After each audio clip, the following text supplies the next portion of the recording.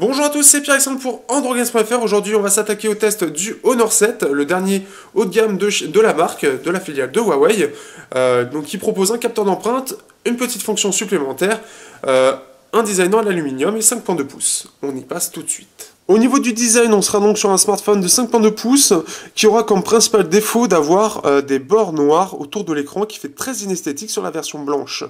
Au-delà de ça, on reprend les lignes du Huawei Mate 7 et on le fait en plus petit et cela donne naissance au Honor 7. C'est un peu comme ça qu'on peut résumer.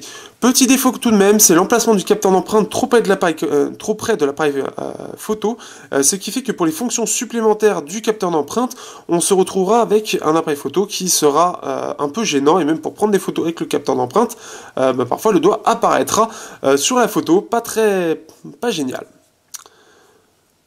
Sinon, au-delà de ça, le design est tout de même très réussi, il fait super classe. Le seul problème aussi, par rapport à l'ensemble, vraiment le défaut, c'est quand même qu'il fait lourd. 160 grammes à la balance, ça se ressent pour du 5.2 pouces, ça fait quand même assez lourd. Et c'est sûrement dû au fait qu'il y a de l'aluminium et qu'il coûte que 300 €. Au niveau de la surcouche, on se retrouve avec EMUI 3 points en 5.0.2 avec prochainement une mise à jour sous 5.1.1 avec les Honor 6 et Honor 6 Plus et même le reste de la gamme Honor. Ses particularités, c'est surtout que c'est déjà plus stable que Honor que EMUI 3.0. L'autre avantage, c'est que on a les petites choses supplémentaires qui sont la gestion des empreintes digitales, mais surtout des fonctions supplémentaires comme le fait de pouvoir s'en servir comme bouton retour, comme le bouton pour unir à Home, faire des prises de photos vidéo, prise d'appel, prise annulation d'alarme, présentation des applications récentes, comme ceci, si j'arrive. Hop. Donc ici, voilà. Vous avez la possibilité de faire descendre le panneau de notification en fait en faisant un glisser comme ça. Vous avez la possibilité aussi pour terminer, donc justement c'était ça, vous avez aussi comme donc, pour le bouton supplémentaire justement, donc on y vient, donc en bas, la touche intelligente qui va permettre de régler plusieurs choses, comme par exemple capture d'écran, appuyer 2 fois pour Chrome et garder appuyé et ça ouvre le gestionnaire de page Facebook. Donc ça fait ça, donc par exemple pour prendre ça, voilà, 2 fois ça va ouvrir l'application et 3 fois ça va ouvrir l'autre application. Donc chose très pratique, ça peut aussi servir de raccourci.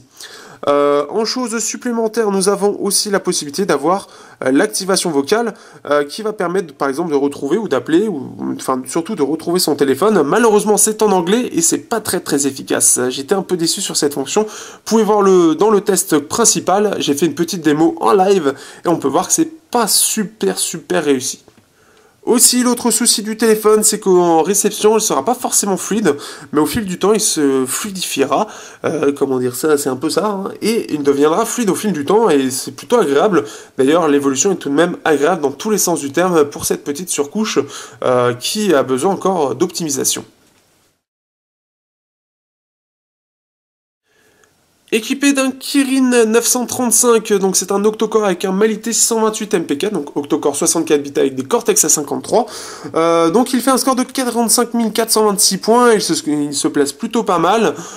C'est surtout graphiquement qu'il pêchera, puisqu'il est nettement en retrait sur ce point-là, malheureusement.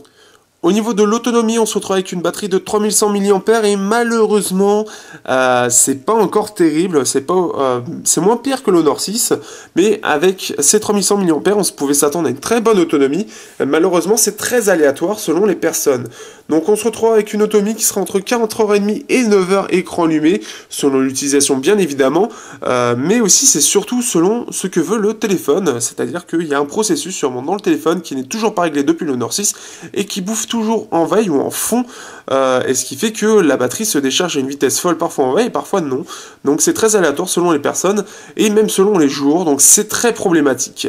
Il existe aussi le fast charging pour l'appareil, mais il faut aussi le chargeur compatible, il n'est pas intégré de base dans la boîte, c'est un peu dommage.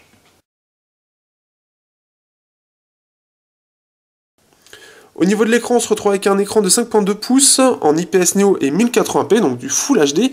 Un écran qui est vraiment pas mal du tout, il se défend bien autant en luminosité qu'en angle de vision et même que au niveau de la luminosité des couleurs.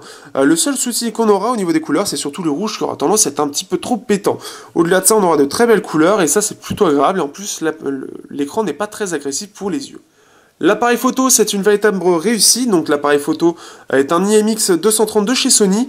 On se retrouve avec des photos qui seront très belles et très détaillées. On aura aussi l'avantage de profiter du mode Good Food qui vous permettra d'améliorer les photos. Donc ça, c'est sans Good Food. Ça avec, vous pouvez voir d'autres samples sur la page au nord où on a partagé justement certaines photos.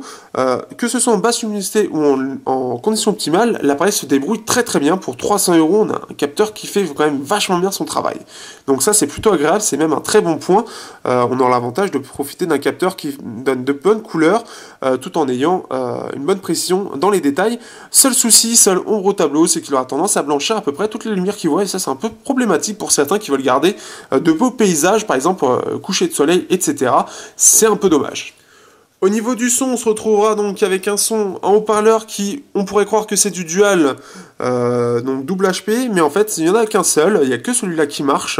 Donc néanmoins, ça reste un haut-parleur qui est de bonne qualité, qui se débrouille un peu mieux que la plupart des haut-parleurs qu'on trouve sur le marché. En termes de prise jack, malheureusement, on sera toujours avec du DTS, donc du DTS très très simple, puisqu'on pourra juste l'activer et le désactiver, donc comme vous pouvez voir ici, et pas possibilité de pouvoir changer l'égaliseur. C'est un peu dommage, puisque quand on active le DTS, c'est beaucoup trop basseux, et quand on le désactive, bah là par contre ça manque, c'est un peu trop plat. Et ça c'est vraiment dommage, ça plombe un petit peu, parce que le son n'est pas si mauvais que ça dans l'ensemble. En jeu, l'appareil se débrouillera plutôt bien, puisque on arrivera quand même à faire tourner tous les jeux du Play Store. Malheureusement, ce sera quand même en net retrait par rapport à d'autres puces pour la même gamme de prix. Et ça, c'est vraiment dommage, puisque même face au Honor 6, il fait des moins bons scores. Et même, ça se ressent un peu en jeu où c'est quand même moins fluide. Et ça, c'est un peu étrange et même paradoxal, en espérant que des mises à jour viennent améliorer ça, parce que ce n'est pas normal que l'appareil, en termes de graphisme, il soit un peu à la peine comme ça. Néanmoins, il faudra quand même tourner tous les jeux du Play Store sans problème, à peu près tous en tout cas.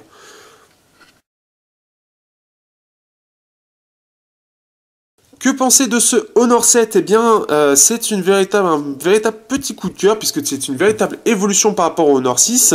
Alors peut-être pas en termes de puissance, mais au-delà de ça, sur tous les autres points, il parvient à faire une réelle avancée, que ce soit en termes de design, en termes de fonctionnalité, notamment avec le capteur d'empreinte et cette petite trouvaille qui est le petit bouton supplémentaire, et l'ensemble de l'appareil est vraiment de très bonne qualité, que ce soit en termes de finition, etc. Donc c'est vraiment un gros coup de cœur, je vous le recommande si vous cherchez un bel appareil pas très cher et efficace. Le Honor 7 est un très très bon appareil, qui se place même au-dessus du Moto X Play, qui pourtant je plaçais beaucoup d'espoir dessus, mais le Honor 7 c'est vraiment une véritable surprise, peut-être même l'un des meilleurs smartphones de l'année 2015, avec son prix, entre son prix qui est très bas et les performances globales de l'appareil qui sont vraiment de très très bonne qualité. C'est presque un haut de gamme en termes extérieurs et un petit milieu de gamme à l'intérieur, donc ça fait super plaisir d'avoir un appareil comme ça à un tel prix. Sur ce, à bientôt pour un prochain test sur androgames.fr. Si vous aimez ce que nous faisons, n'hésitez pas à les partager sur les réseaux sociaux, liker nos publications, commenter aussi sur nos vidéos ou nos différents articles, partagez aussi vos impressions, nous serons très heureux de les recevoir. Sur ce, à bientôt pour de prochains tests sur androgames.fr.